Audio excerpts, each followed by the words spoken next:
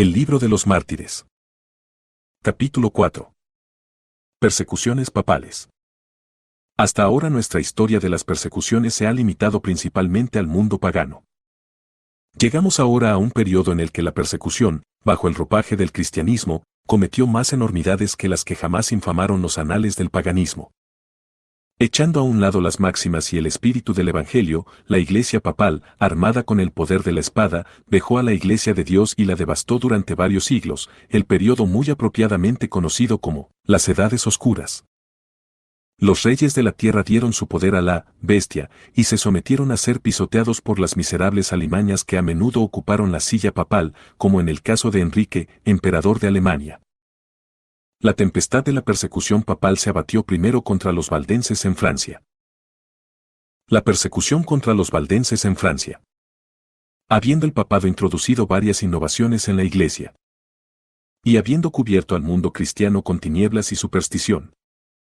Unos pocos, dándose cuenta clara de la tendencia perniciosa de tales errores, decidieron exhibir la luz del Evangelio en su verdadera pureza y dispersar aquellas nubes que unos astutos sacerdotes habían extendido sobre él, a fin de cegar al pueblo y oscurecer su verdadero resplandor.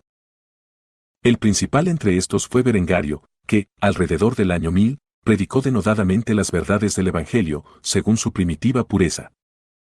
Muchos, convencidos, asintieron a su doctrina, y fueron, por ello, llamados berengarios. Berengario fue sucedido por Pedro Bruys, que predicó en Toulouse, bajo la protección de un conde llamado Ildefonso, todos los puntos de los reformadores, con sus razones para separarse de la Iglesia de Roma, fueron publicados en un libro escrito por Bruys, bajo el título de Anticristo.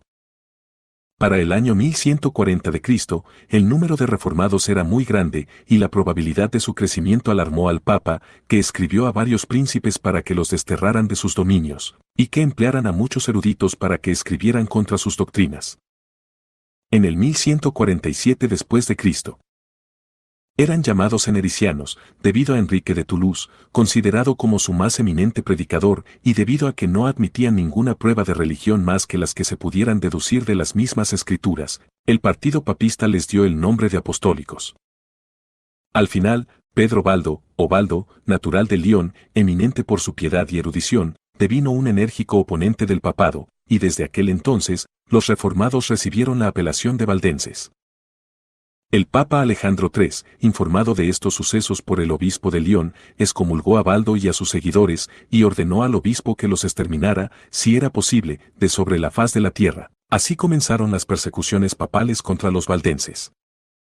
Las actividades de Baldo y de los reformados suscitaron la primera aparición de los inquisidores, porque el Papa Inocente III autorizó a ciertos monjes como inquisidores, para que hicieran inquisición de y entregaran a los reformados al brazo secular. El proceso era breve, por cuanto una acusación era considerada como prueba de culpa y nunca se concedió un juicio justo a los acusados. El Papa, dándose cuenta de que estos crueles medios no surtían el efecto deseado, envió a varios eruditos monjes a predicar entre los valdenses y a tratar de convencerlos de lo erróneo de sus opiniones. Entre estos monjes había uno llamado Domingo, que se mostró muy celoso por la causa del papado. Este Domingo instituyó una orden, que fue llamada por su nombre, la Orden de los Frailes Dominicos, y los miembros de esta orden han sido desde entonces los principales inquisidores en las varias inquisiciones del mundo. El poder de los inquisidores era ilimitado. Procedían en contra de quien querían, sin consideración de edad, sexo o rango.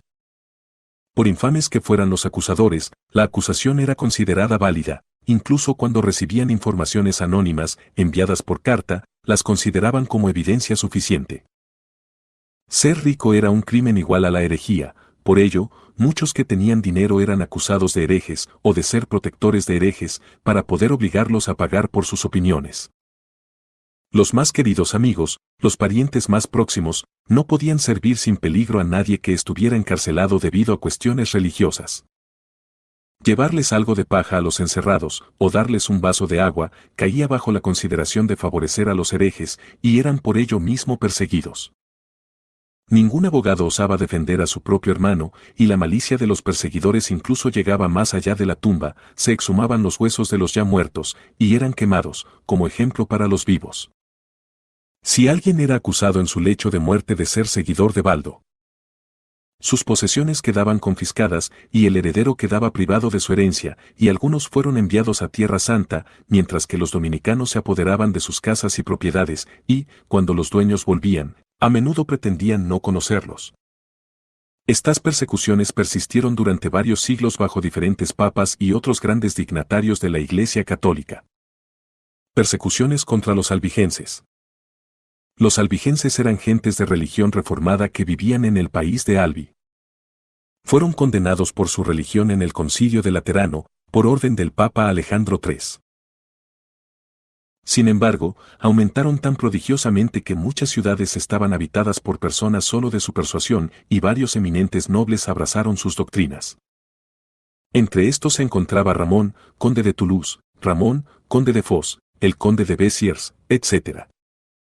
El asesinato de un fraile llamado Pedro, en los dominios del conde de Toulouse, sirvió de pretexto al Papa para perseguir al noble y a sus vasallos.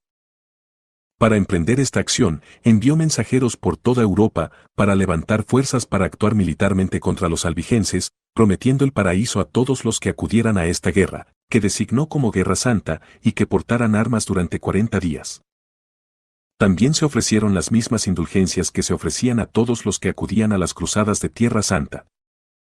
El valiente conde defendió Toulouse y otros lugares con el valor más arrojado y con variada fortuna contra los legados del Papa y contra Simón, conde de Montfort, un fanático noble católico, incapaz de someter abiertamente al conde de Toulouse. El rey de Francia. La reina madre y 3 arzobispos levantaron otro formidable ejército.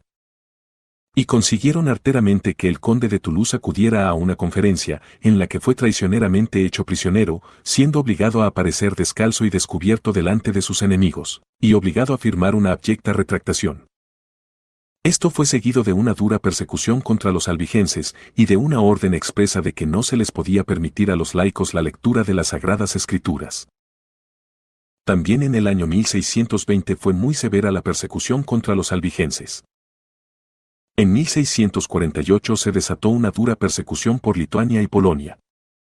La crueldad de los cosacos fue tal que hasta los mismos tártaros se avergonzaron de sus barbaridades. Entre otros que sufrieron estaba el reverendo Adrian Kalensky, que fue asado a fuego lento, y cuyos sufrimientos y forma de morir exhiben los horrores que los adherentes del cristianismo han soportado de los enemigos del Redentor. La reforma del error papista fue muy pronto proyectada en Francia.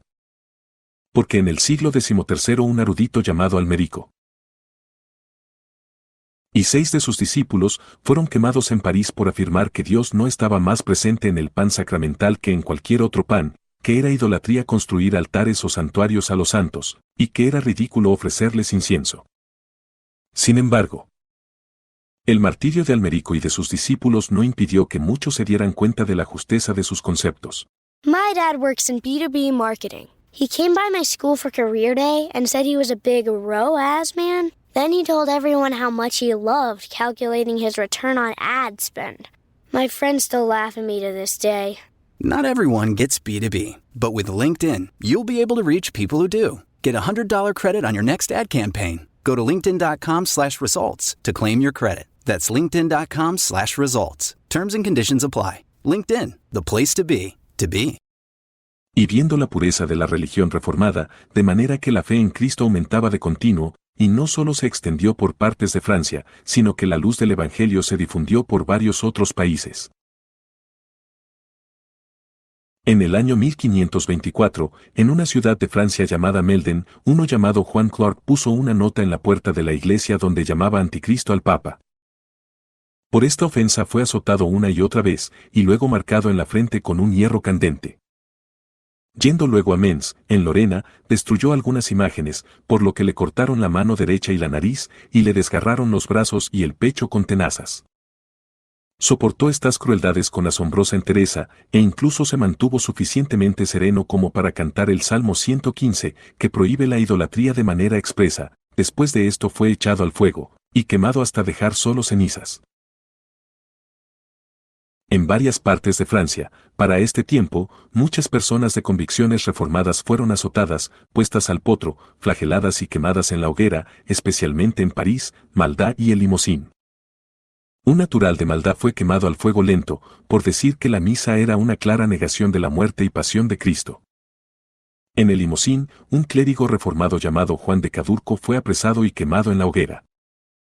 A Francisco Brivard, secretario del cardenal de Pellay, le cortaron la lengua y después quemado, por hablar en favor de los reformados.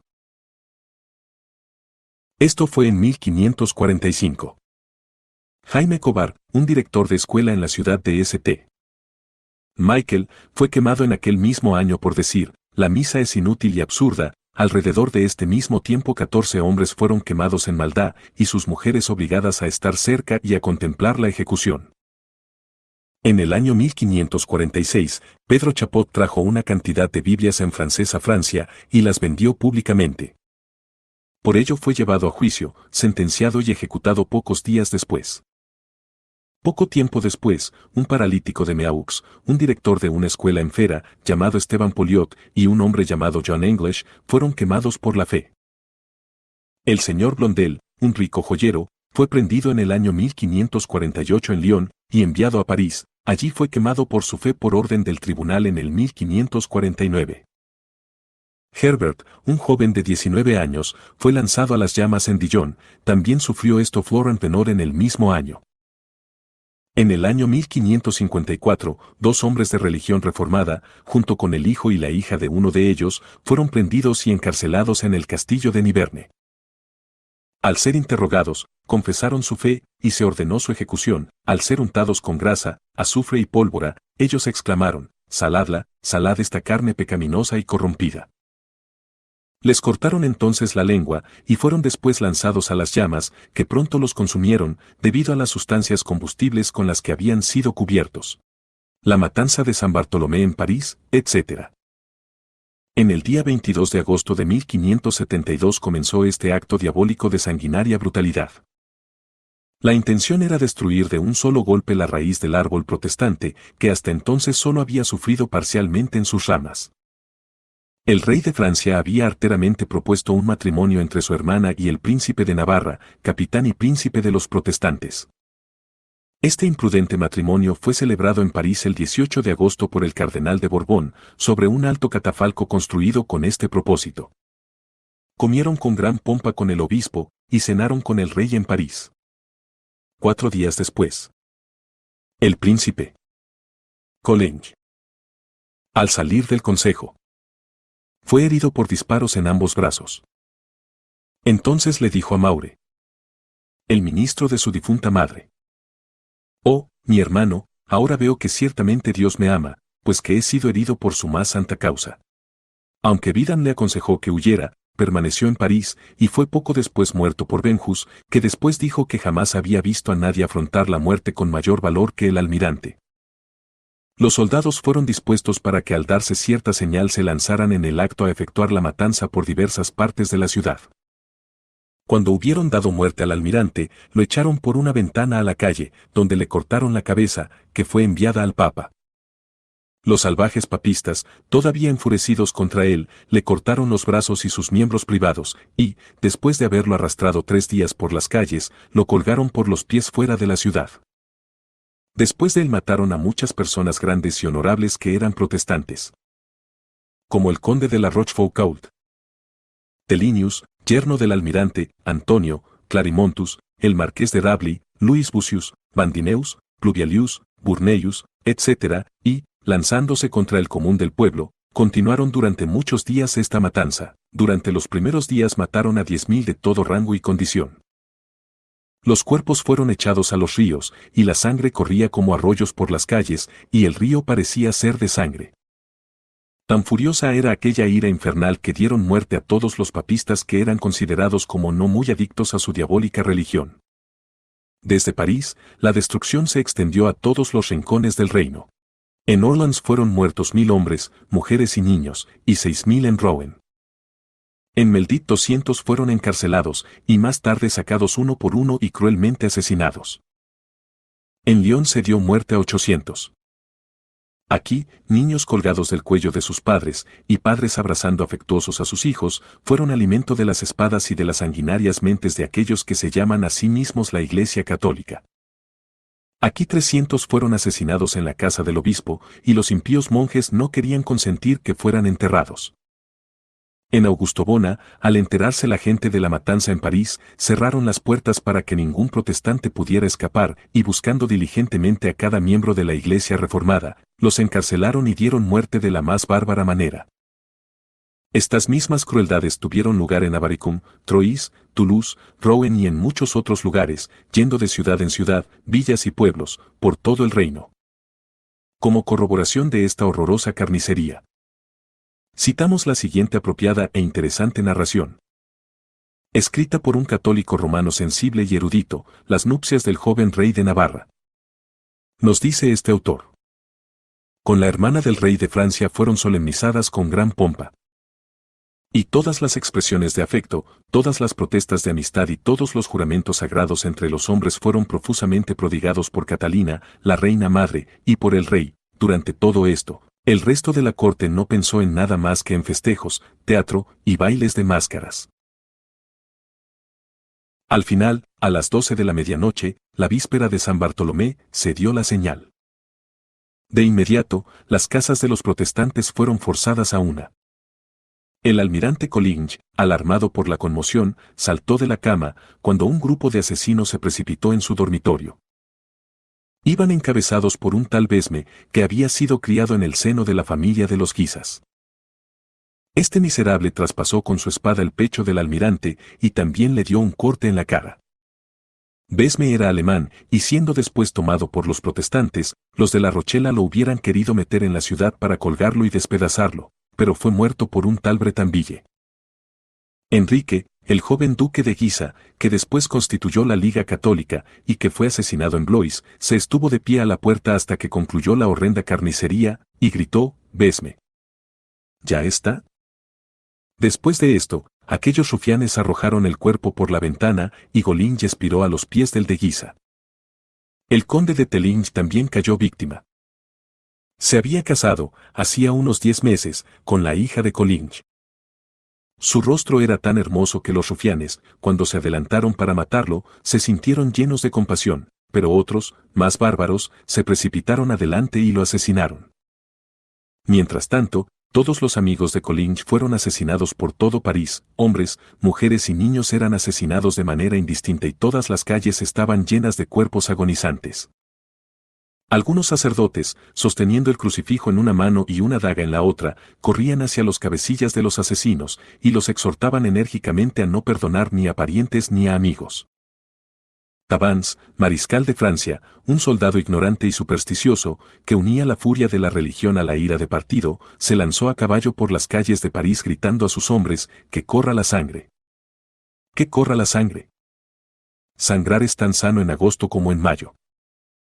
En las memorias de la vida de este entusiasta, escritas por su hijo, se nos dice que el padre, en su lecho de muerte, y al hacer una confesión general de sus acciones, el sacerdote le dijo, sorprendido, ¿cómo? ¿Y ninguna mención de la matanza de San Bartolomé? A lo que Tavannes contestó, esto lo considero una acción meritoria, que lavará todos mis pecados. ¿Qué horrendos sentimientos puede inspirar un falso espíritu de la religión? El palacio del rey fue uno de los principales escenarios de la matanza. El rey de Navarra tenía su alojamiento en el Louvre, y todos sus criados eran protestantes. Muchos de estos fueron muertos en la cama junto con sus mujeres, otros, huyendo desnudos, fueron perseguidos por los soldados por las varias estancias de palacio, incluso hasta la antecámara del rey. La joven esposa de Enrique de Navarra, despertada por la terrible conmoción, temiendo por su marido y por su propia vida, arrebatada de horror y medio muerta, saltó de su cama para echarse a los pies de su hermano el rey. Pero apenas se había abierto la puerta de su cámara cuando algunos de sus criados protestantes se precipitaron dentro buscando refugio. Los soldados siguieron de inmediato, persiguiéndolos delante de la princesa y matando a uno que se lanzó debajo de su cama. Otros 2. Heridos con alabardas, cayeron a los pies de la reina, que quedó cubierta de sangre. El conde de la Rochefoucauld, un joven noble, en gran favor del rey por su aire atractivo, su cortesía y una cierta dicha peculiar en el giro de su conversación, había pasado la velada hasta las 11 con el monarca en una placentera familiaridad, y había estado dando rienda suelta, con el mayor humor, a las salidas de su imaginación. El monarca sintió un cierto remordimiento y, tocado por una especie de compasión, le invitó, 2 o 3 veces, a que no fuera a casa, sino que se quedara en el Louvre. El conde le dijo que debía volver con su mujer, y entonces el rey ya no le apremió más, sino que se dijo, que vaya. Veo que Dios ha decretado su muerte. 2 horas después era asesinado.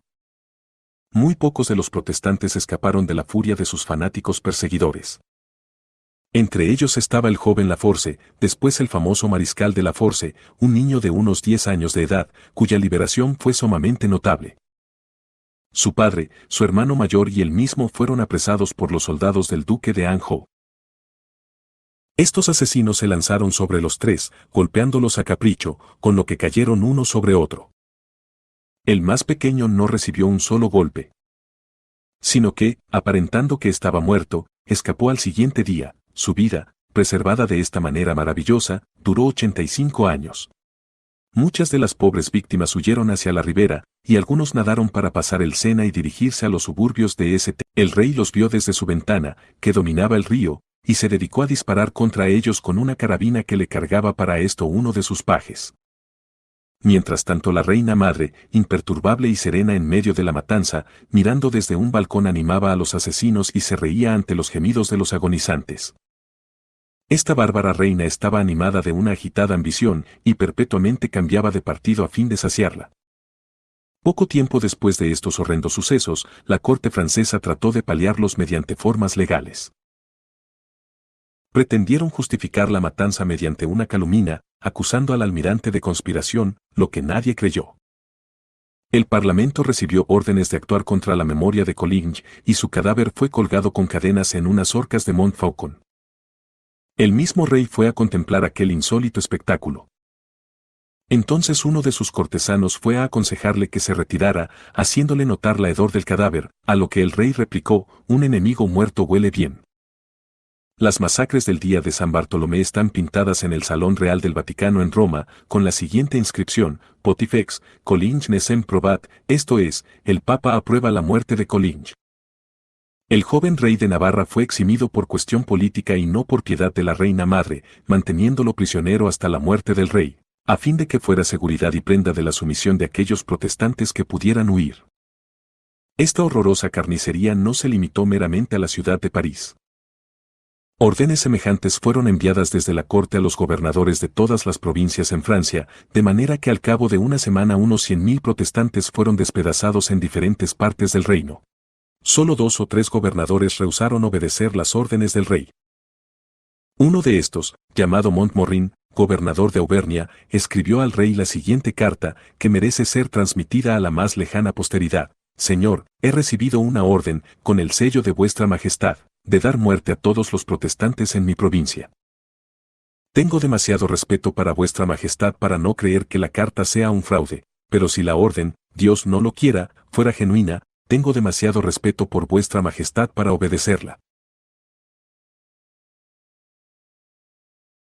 En Roma hubo un horrendo gozo, tan grande que señalaron un día de festejos, y un jubileo, con una gran indulgencia para todos los que lo guardaran y mostraran toda expresión de júbilo que pudieran imaginar.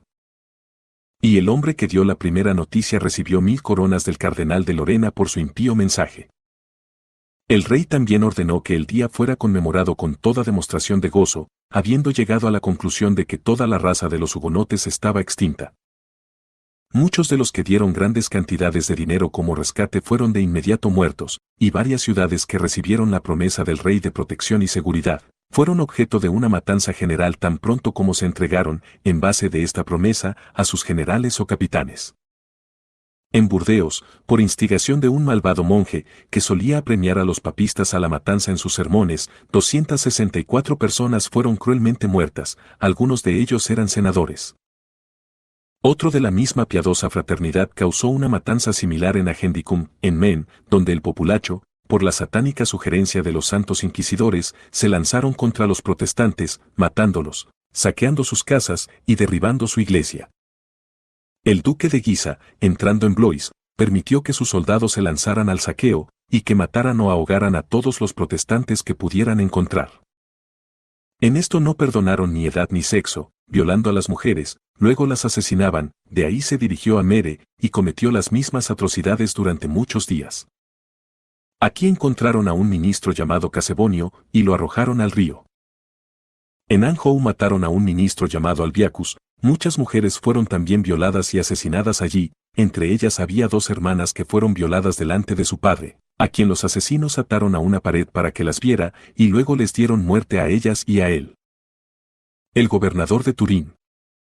Después de haber dado una enorme cantidad de dinero por su vida, fue cruelmente golpeado con garrotes, desnudado de sus ropas y colgado de los pies, con su cabeza y torso en el río. Antes que muriera le abrieron el vientre, le arrancaron las entrañas y las arrojaron al río. Luego llevaron su corazón por la ciudad clavado en una lanza. En Barre se comportaron con gran crueldad, incluso con los niños pequeños, a los que abrían en canal, arrancando sus entrañas, las que, por el furor que llevaban, mordían con sus dientes. Los que habían huido al castillo fueron casi colgados cuando se rindieron. Así lo hicieron en la ciudad de Matiscón, considerando como un juego cortarles los brazos y las piernas y luego matarlos, como entretenimiento para sus visitantes. A menudo arrojaban a los protestantes desde un risco alto al río, diciendo, ¿no has visto nunca a alguien saltar tan bien? En Penna, 300 fueron degollados inhumanamente, tras haberles prometido seguridad, y 45 en Albia, un domingo. En None, aunque se rindió bajo la condición de que se les ofreciera seguridad, se vieron los más horrendos espectáculos. Personas de ambos sexos y de toda condición fueron asesinados indiscriminadamente, las calles resonaban con clamores de dolor y la sangre corría, las casas encendidas por el fuego que los soldados habían arrojado dentro. Una mujer, sacada a rastras de su escondrijo junto con su marido, fue primero violada por los brutales soldados, y luego, con una espada que le mandaron sostener, la forzaron con sus propias manos en las entrañas de su marido. En Samarobrich asesinaron más de 100 protestantes, después de prometerles paz, en Antisidor dieron muerte a 100 y arrojaron a muchos al río. 100 que habían sido encarcelados en Orleans fueron muertos por la enfurecida multitud. Los protestantes de la Rochela. Aquellos que habían podido escapar milagrosamente a la furia del infierno y se habían refugiado allá. Viendo lo mal que les había ido a los que se habían sometido a aquellos demonios que se pretendían santos, se mantuvieron firmes por sus vidas, y algunas otras ciudades, alentadas por este gesto, los imitaron. El rey envió contra la Rochela casi todo el poder de Francia, que la asedió durante 7 meses, y aunque por sus asaltos hicieron bien poco contra sus habitantes, por el hambre destruyeron a 18.000 de 22.000. Los muertos, demasiado numerosos para que los vivos los sepultaran, fueron pasto de las alimañas y de las aves carnívoras. Muchos llevaban sus propios ataúdes al patio de la iglesia, yacían en ellos, y expiraban. Su dieta había sido durante mucho tiempo aquello que hace temblar las mentes de los que tienen abundancia. Hasta carne humana, entrañas, estiércol y las cosas más inmundas llegaron a ser finalmente el único alimento de aquellos campeones de aquella verdad y libertad de la que el mundo no era digno. Ante cada ataque los asaltantes se encontraban con una reacción tan denodada que dejaron a 132 capitanes, con un número proporcionado de tropas, tendidos en el campo. Finalmente, el sitio fue levantado por petición del duque de Anjou, hermano del rey, que fue proclamado rey de Polonia, y el rey, cansado, accedió fácilmente, con lo que se les concedieron condiciones honrosas. Fue una notable interferencia de la providencia que, en toda esta terrible matanza, solo 2 ministros del Evangelio cayeron. Los trágicos sufrimientos de los protestantes son demasiado numerosos para detallarlos, pero el trato dado a Felipe de Deux dará una idea del resto. Después que los desalmados hubieran dado muerte al mártir en su cama, fueron a su mujer, que estaba asistida por una comadrona, esperando dar a luz en cualquier momento. La comadrona les rogó que detuvieran sus intenciones asesinas, al menos hasta que el niño, su 20º, naciera. A pesar de esto, hundieron una daga hasta la empuñadura en el cuerpo de la pobre mujer. Ansiosa por dar a luz, corrió a un campo de trigo, pero hasta allá la persiguieron, la apuñalaron en el vientre y luego la echaron a la calle. Por su caída, el niño salió de su madre moribunda, que tomado por uno de los rufianes católicos, apuñaló al recién nacido, arrojándolo luego al río. Desde la revocación del Edicto de Nantes hasta la Revolución Francesa, en 1789 las persecuciones ocasionadas por la revocación del Edicto de Nantes tuvieron lugar bajo Luis XIV. Este edicto había sido promulgado por Enrique el Grande de Francia en 1598 y aseguró a los protestantes la igualdad de derechos en todos los respectos, fueran civiles o religiosos, con el resto de los súbditos del reino. Todos estos privilegios los había confirmado Luis XIII en otro estatuto, llamado el Edicto de Nismes, y lo mantuvo inviolado hasta el fin de su reinado. Al acceder Luis XIV al trono, el reino estaba casi arruinado por las guerras civiles. En este punto, los protestantes, sin atender a la amonestación de nuestro Señor, que, los que tomen la espada, a espada perecerán, tomaron una parte tan activa en favor del rey, que se vio forzado a reconocerse en deuda con sus armas por haber sido establecido en el trono.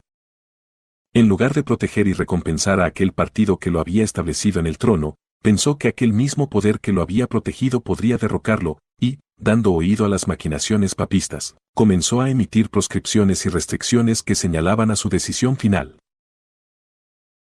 La Rochela fue presa de una cantidad increíble de denuncias. Montauban y Millau fueron saqueadas por los soldados. Se designaron comisionados papistas para presidir sobre los asuntos de los protestantes y no había más apelación contra sus decisiones que ante el Consejo Real. Esto fue un golpe a la misma raíz de sus derechos civiles y religiosos, y les impidió, como protestantes, de llevar a ningún católico a juicio. Esto fue seguido por otro decreto, que debía hacerse una indagación en todas las parroquias acerca de todo lo que los protestantes habían dicho o hecho en los pasados 20 años. Esto llenó las cárceles de víctimas inocentes y condenó a otros a galeras o a destierro. Los protestantes fueron expulsados de todos los oficios. Profesiones, privilegios y empleos, esto los privó de todos los medios de ganarse su pan, y se llevó a cabo esto con tal brutalidad que ni permitían a las comadronas que ejercieran su oficio, sino que obligaban a las mujeres a someterse a esta crisis natural en manos de sus enemigos, los brutales católicos. Sus hijos les eran arrebatados para ser educados por los católicos y a los 7 años se les hacía abrazar el papismo. Se prohibió a los reformados que prestaran ayuda a sus propios enfermos o pobres, todo culto privado, y el servicio divino debía efectuarse en presencia de un sacerdote papista. Para impedir que las infortunadas víctimas abandonaran el reino, se puso una estricta vigilancia por todos los pasos fronterizos del reino. Sin embargo, por la mano misericordiosa de Dios, unos 150.000 escaparon a su vigilancia, y emigraron a diferentes países para contar la terrible historia. Todo lo que se ha contado hasta aquí eran solo infracciones de su Carta de Derechos, el Edicto de Nantes.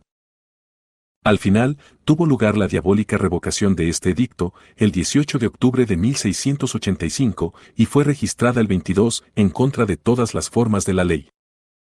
En el acto, las tropas, del Cuerpo de Dragones, fueron acuarteladas con los protestantes en todo el reino, y llenaron todo el reino con la misma noticia, que el rey no admitiría ya más ningunos hugonotes en su reino, y que por ello tenían que decidir cambiar de religión. Con esto, los intendentes de cada parroquia, que eran gobernadores y espías católicos puestos sobre los protestantes, reunieron a la población reformada, diciéndoles que debían volverse católicos en el acto, bien de grado, bien por fuerza. Los protestantes contestaron que estaban dispuestos a sacrificar sus vidas y posesiones al rey, pero que siendo sus conciencias de Dios, no podían disponer de ellas de la misma manera.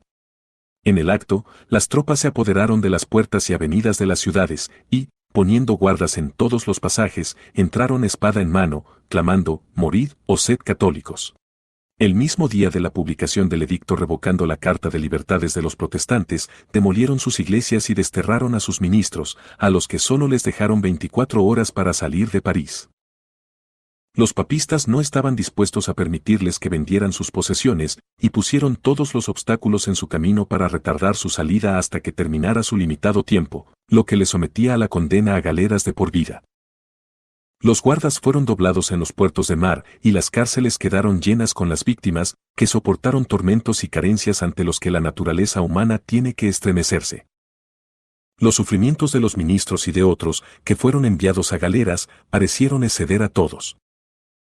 Encadenados a un remo, estaban expuestos día y noche. En todas las estaciones, en todos los climas, y cuando desmayaban por debilidad del cuerpo, y se derrumbaban sobre el remo, en lugar de un cordial para reanimarles, o alimentos para fortalecerles, recibían solo los azotes de un látigo, o los golpes de una vara o del cabo de una cuerda. Por la carencia de suficiente vestido y de la necesaria limpieza, se veían duramente atormentados por todo tipo de parásitos y azotados por el frío, que alejaba de noche a los ejecutores que los golpeaban y atormentaban durante el día. En lugar de una cama, solo se les permitía una madera dura de 18 pulgadas, 46 centímetros, de anchura sobre la cual dormir, tanto si estaban sanos como enfermos, y sin cubierta alguna más que sus míseros harapos, que consistían en una camisa del tejido más burdo, un pequeño justillo de sarga roja, con cortes a cada lado para los brazos y con unas mangas que no llegaban al codo, y una vez cada 3 años recibían un burdo capote y una pequeña gorra para cubrirse la cabeza, que tenían siempre pelada al rape como marca de infamia. Su provisión de comida era tan mezquina como los sentimientos de los que los habían condenado a tales miserias. Y el trato al que eran sometidos y caían enfermos es demasiado chocante para narrarlo. Quedaban condenados a morir sobre las maderas del oscuro sollado, cubiertos de parásitos, y sin la menor provisión para sus necesidades fisiológicas.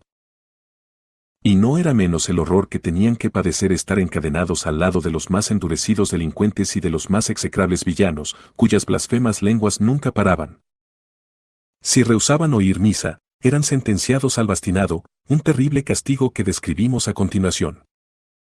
En preparación del mismo, se les quitan las cadenas y las víctimas son entregadas en manos de los turcos que presiden a los remos, que los desnudan totalmente y los tienden sobre un gran cañón, de manera que no se puedan mover.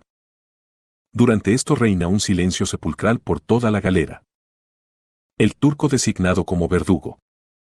¿Y qué considera este sacrificio aceptable para su profeta Mahoma?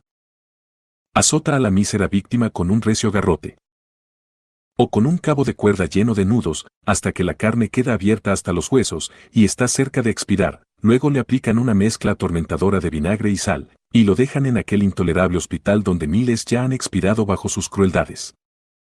El martirio de Juan Calas.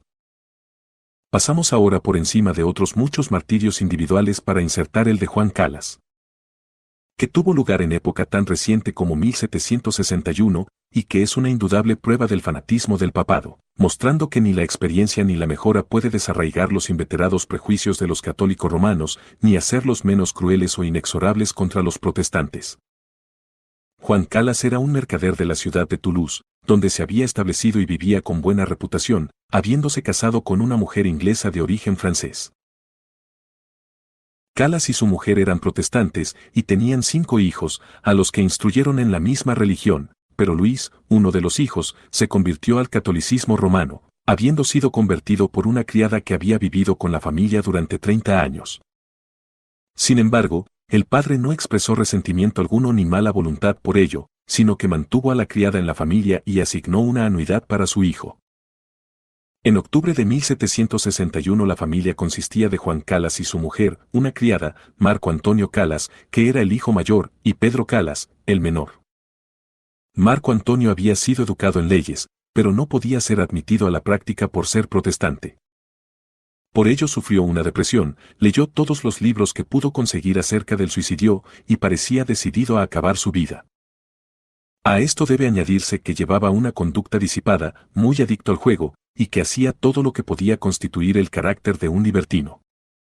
Por esta razón su padre lo reprendía con frecuencia, a veces con severidad, lo que añadió de manera considerable a la depresión que parecía oprimirle.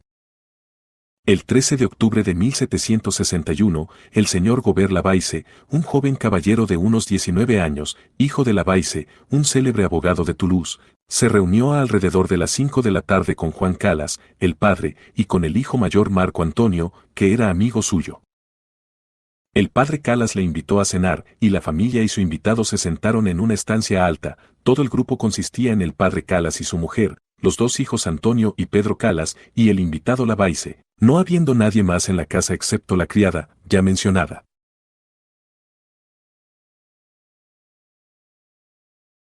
Era ahora alrededor de las 7. La cena no fue larga, pero antes de acabar, Antonio dejó la mesa y se fue a la cocina, que estaba en el mismo piso, cosa además que solía hacer. La criada le preguntó si tenía frío.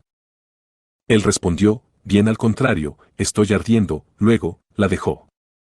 Mientras tanto, Su amigo y la familia dejaron la estancia en la que habían cenado y fueron a una sala de estar. El padre y la Lavaisse se sentaron juntos en un sofá. El hijo más joven, Pedro, en un sillón y la madre en otra, y, sin preocuparse de Antonio, prosiguieron la conversación hasta entre las 9 y las 10, cuando la Lavaisse se despidió, y Pedro, que se había quedado dormido, fue despertado para acompañarlo con una luz. En la planta baja de la casa de los Calas había una tienda y un almacén, estando este separado de la tienda por un par de puertas. Cuando Pedro Calas y la Lavaisse llegaron abajo a la tienda, quedaron horrorizados al ver a Antonio colgando vestido solo de su camisa, desde una barra que él había colgado a través de la parte superior de las dos puertas, que había medio abierto con este propósito. Al descubrir esta horrenda escena chillaron, lo que hizo bajar al padre Calas, quedando la madre tan sobrecogida de terror que se quedó temblando en el pasillo del piso superior. Cuando la criada descubrió lo sucedido, se quedó abajo, bien porque temiera llevar la mala noticia a su ama, bien porque se dedicara a prodigar su atención a su amo, que estaba abrazando el cuerpo de su hijo, bañándolo con sus lágrimas. Por ello, la madre, que se había quedado sola, bajó y se encontró en la escena que ya hemos descrito, con las emociones que debía naturalmente producirle. Mientras tanto, Pedro había sido enviado a buscar a Lamoide, un cirujano del vecindario. Lamoide no estaba en casa, pero su aprendiz, el señor Grosle, acudió en el acto. Al examinarlo, encontró el cuerpo ya cadáver. Para este tiempo se había congregado una multitud de gente papista alrededor de la casa. Y, habiendo oído que Antonio Calas había muerto repentinamente, y que el cirujano que había examinado el cuerpo había afirmado que había sido estrangulado, dieron por supuesto que había sido asesinado, y como la familia era protestante, llegaron a suponer que el joven estaba a punto de cambiar de religión y que había sido muerto por esta razón. El pobre padre, abrumado de dolor por la pérdida de su hijo, fue aconsejado por sus amigos a que mandara llamar a los funcionarios de la justicia para impedir que fuera despedazado por la muchedumbre católica, que suponía que había dado muerte a su hijo.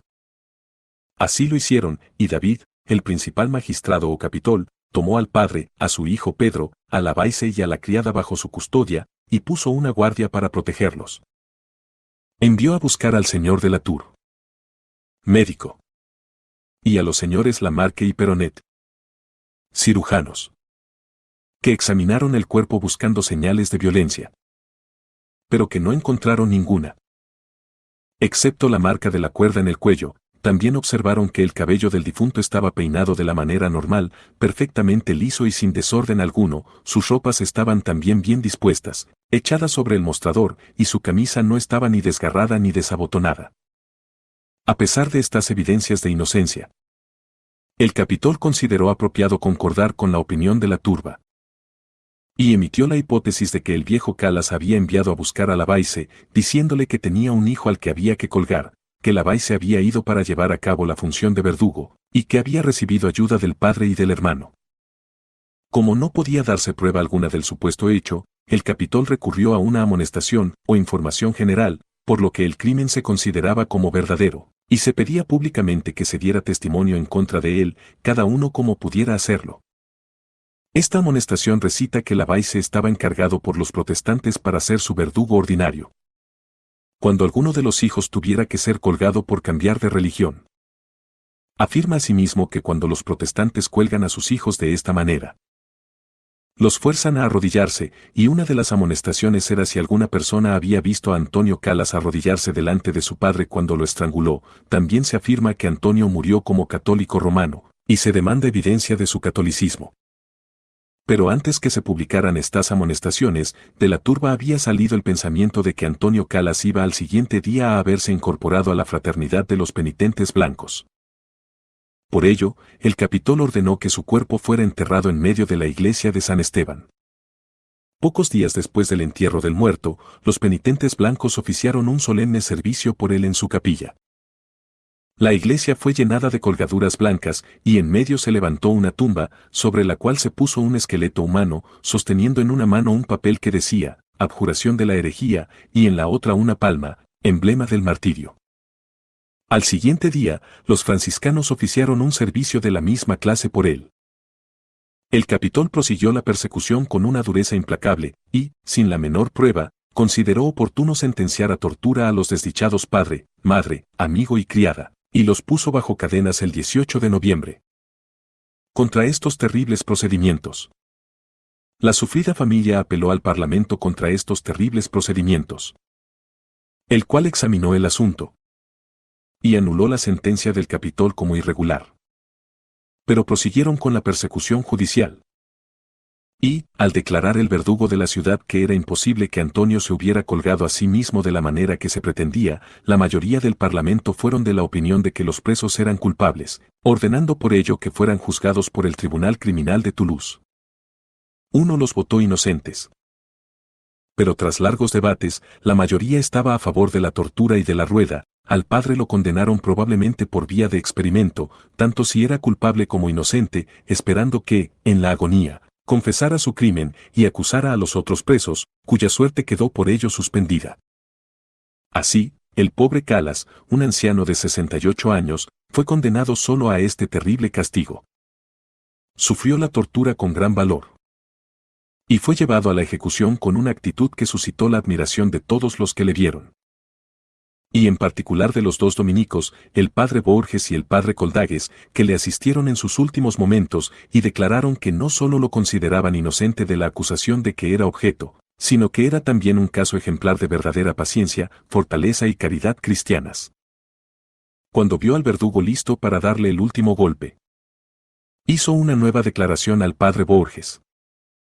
Pero todavía con las palabras en la boca, el Capitol, autor de esta tragedia, que había subido al cadalso meramente para satisfacer su deseo de ser testigo de su castigo y muerte, se lanzó corriendo hacia él gritándole: «Miserable, ahí están las ascuas que van a reducir tu cuerpo a cenizas. Di la verdad». Calas no le contestó, sino que volvió la cabeza algo al lado. En aquel momento el verdugo ejecutó su función. El clamor popular contra esta familia se hizo tan violento en el Languedoc, que todos esperaban ver a los hijos de Calas destrozados sobre la rueda y a la madre quemada viva. El joven Donat Calas recibió el consejo de huir a Suiza. Fue allá, y encontró a un caballero que al principio solo pudo compadecerse de él y aliviarle, sin atreverse a juzgar del rigor ejercitado contra el padre, la madre y los hermanos. Poco después, otro de los hermanos, que había sido desterrado, se acogió a la protección de la misma persona, que, durante más de un mes, adoptó todas las precauciones posibles para asegurarse de la inocencia de la familia.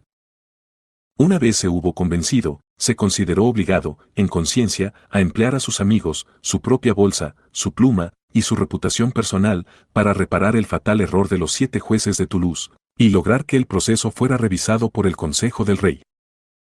Esta revisión duró 3 años, y es cosa bien conocida el honor que los señores de Grosne y Bacquancourt alcanzaron al investigar esta memorable causa. 50 magistrados de la Corte de Apelaciones declararon unánimes la inocencia de toda la familia Calas y los recomendaron a la benevolente justicia de su majestad. El duque de Choiseul, que jamás dejó pasar oportunidad para mostrar la grandeza de su carácter, no solo ayudó a la desafortunada familia con dinero, sino que obtuvo del rey una donación para ellos de 36.000 libras. El 9 de marzo de 1765 se firmó la sentencia que justificaba a la familia Calas y que cambiaba su suerte. El 9 de marzo de 1762, hacía 3 años justos, había sido el día de la ejecución del inocente y virtuoso padre de aquella familia. Todos los parisinos se agolparon multitudinariamente para verlo salir de la prisión y aplaudieron gozosos, mientras las lágrimas les brotaban de los ojos. Este terrible ejemplo de fanatismo hizo mover la pluma de Voltaire atacando los horrores de la superstición.